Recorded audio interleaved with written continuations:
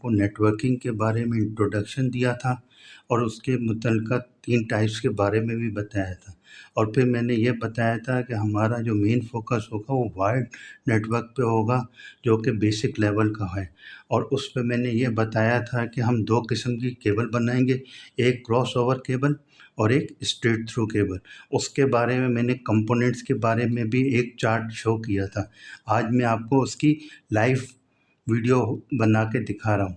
जैसा कि सबसे पहले उसमें ये देखा गया था कि एक RJ45 कनेक्टर है जो कि इस शक्ल का है। अब ये देखें, इसमें 8 पिन होती है, 8 पिन का ये कनेक्टर होता है और इसको हम क्या कहेंगे, RJ45।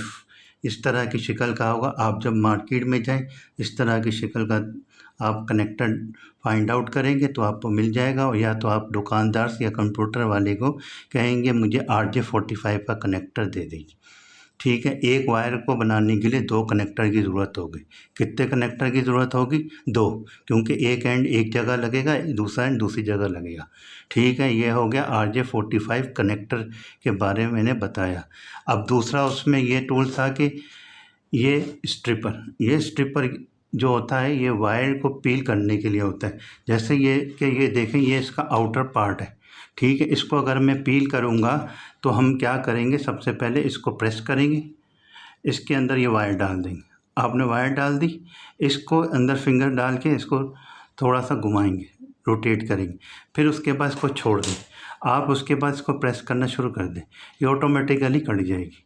फिर उसके बाद आप इसको खींचेंगे, ये वायर इस तरह से आ जाएगी। और ये मैंने बताया था कि ये डेटा केबल होती है 4 पेयर ट्विस्टेड। आप ये देखें कि इसके अंदर 4 पेयर में वायर है, 1 2 3 4, और सारे ट्विस्टेड है। ट्विस्टेड पेयर का मतलब है 2-2 तारें एक साथ जुड़ी हुई है। जैसे कि ग्रीन के साथ इसकी वाइट वाली तार मुड़ी हुई है, इसको अनट्विस्टेड कर दिया। ट्विस्टेड माने इस तरह घूमी हुई हो, अनट्विस्टेड माने खोल दी गई। इसी तरह दूसरे के साथ भी यही हुआ है, फिर इसी तरह तीसरे के साथ, इसी तरह चौथे के साथ हम क्या करेंगे, उसको अनट्विस्टेड करेंगे। इसको इसीलिए इसको हम 4 पेयर ट्विस्टेड केबल कहते हैं। और इसको क्या का नाम देते हैं, UTP केबल डेटा केबल कहलाती है, क्योंकि इसके कनेक्शन से हमें डेटा ट्रांसफ़र करना है। कोई पावर वावर तो देनी नहीं है, डेटा ट्रांसफ़र करना है। इसको क्या बोलेंगे, UTP डेटा केबल 568A और 568B स्टैंडर्ड वाली, और इसका नाम है CAT 5E। आप CAT 6 भी ले सकते हैं।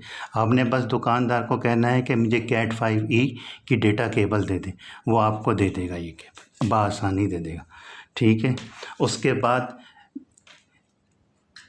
अब हम बात करेंगे ये मीटर की। ये मीटर जैसे ही आपने केबल बनाएंगे, यहाँ पे देखें ये RJ45 का कनेक्टर है, दूसरा RJ45 का कनेक्टर का इनपुट है। ये कहलाता है रिमोट, जिसको खोल के हम यूँ कर सकते हैं, दूसरे एंड पे लगाते हैं। ये कहलाता है मीटर मास्टर पॉइंट पे। यार जैसे ही हम एक एंड वायर का इधर लगाएंगे, दूसरा एंड वायर का RJ45 वाले पोर्ट पे लगाएंगे, जैसे ही हम कनेक्ट करेंगे ये यहाँ पे हमें सिग्नल दे देगा वायर आपने जो बनाई है वो परफेक्ट है कि नहीं। अगर कहीं पे भी गड़बड़ हुई या कुछ हुआ तो यहाँ पे सिग्नल रुक जाएगा। ये जब मैं प्रैक्टिकल करूँगा, आपको बताऊँगा, तो आपको समझ में आ जाएगा। लेकिन अब डेमो के लिए इतना बता सकता हूँ, ये मीटर किस काम के लिए यूज़ होता है। ठीक है, आपने इसको ऑफ़ किया, ये बआसानी मार्केट में बहुत ही कम ही प्राइस में मिल जाएगा आपको। फिर उसके बाद ये है क्रिम्पिंग टूल।